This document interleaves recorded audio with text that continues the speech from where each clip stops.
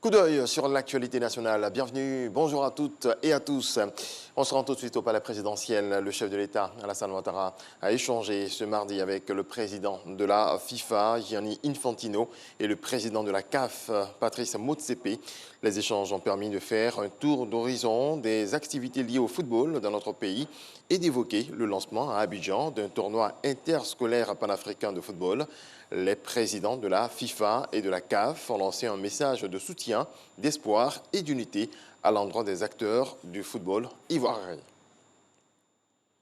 Autre visite, celle du ministre de la Communication, des Médias et de la Francophonie au siège de la Commission nationale de la Francophonie. L'activité entre dans le cadre d'une prise de contact avec cette institution. Patricia Omouitia.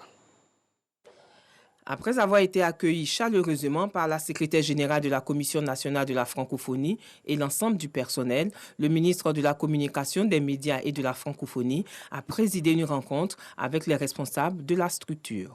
Au cours de cette séance d'échange, Diaby Mouminatou Bari a présenté les missions, les difficultés et les projets de la Commission nationale de la francophonie. Il était important pour nous de le recevoir pour recueillir sa vision qu'il avait pour un meilleur positionnement de la Côte d'Ivoire dans l'espace francophone et pour une meilleure visibilité des actions et des valeurs de la francophonie en Côte d'Ivoire. Et dans ses propos, il n'a pas manqué de nous faire connaître sa priorité qui est la promotion de la langue française. En retour, le ministre a rassuré la secrétaire générale de la Commission nationale de la francophonie de son soutien et a encouragé le personnel qui réalise un travail remarquable, a-t-il indiqué. Nous avons pu déjà dans les propos introductifs que nous avons eus lors de cette séance avec tout le personnel, fixer le cap. Pour nous, il s'agira de donner plus de visibilité à la Commission nationale de la francophonie pour lui permettre donc d'atteindre tous ses objectifs et surtout permettre à nos concitoyens de savoir ce que c'est que cette commission, ce qu'elle peut leur apporter en termes de valeurs. La Commission nationale de la francophonie est la structure opérationnelle de la francophonie en Côte d'Ivoire. Elle a été créée le 11 avril 2012 en remplacement de l'Agence ivoirienne de coopération francophone. La baisse du niveau d'eau dans les barrages hydroélectriques du pays, l'une des raisons évoquées pour expliquer les perturbations de la fourniture de l'électricité. Notre reporter Jean-Luc Bangbo s'est donc rendu au barrage d'Ayamé 1 pour constater de visu l'ampleur de la situation. Regardons. Barrage d'Ayamé 1, premier barrage hydroélectrique en Côte d'Ivoire, mis en service depuis 1959. Capacité de production 22 MW. Mais depuis plusieurs mois, la baisse du niveau d'eau a considérablement réduit cette capacité de production. Lorsque l'eau monte jusqu'au niveau, ce qu'on appelle le niveau 90,5, c'est le niveau, on va dire, d'utilisation, on a 1088 millions de mètres cubes. Et aujourd'hui, avec le niveau qu'on a, on n'est qu'à 342 millions de mètres cubes. C'est-à-dire 3 fois moins, sinon moins de 3 fois moins. Tout ce que vous voyez devant là, en temps normal, est immergé. On ne voit pas. Aujourd'hui, on est vraiment en dessous. Et ça fait que les machines ne tournent pratiquement que le soir.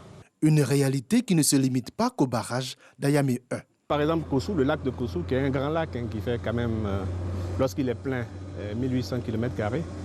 En situation normale, à cette période de l'année, on devrait être autour de 187, le niveau 187.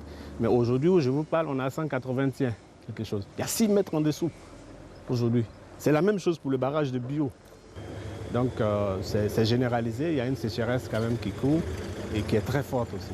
Le manque d'eau, principale matière première de l'énergie hydroélectrique, entraîne ici un fonctionnement à temps partiel de l'usine de production. Dans notre activité, pour produire de l'électricité, on a besoin d'eau. Et ces machines sont à l'arrêt disponibles. C'est parce que nous avons un problème d'eau qu'aujourd'hui, la gestion est faite depuis Abidjan. Quand le dispatching a besoin des machines, ils appellent dans la salle de commande. Le collaborateur fait ses manœuvres, il démarre et puis il coupe à la demande du dispatching.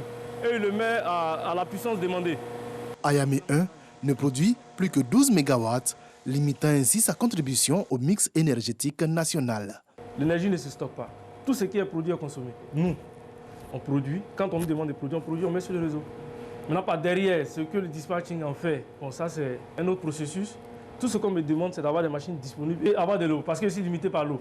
La longue saison sèche qu'a connue la Côte d'Ivoire est la principale cause de la baisse drastique du débit des barrages du pays. À Yamé 1, cette situation n'a plus été vécue depuis 1984. Vivement la saison des pluies. Nous serons de retour à 7 h pour développer l'actualité internationale. Et nous allons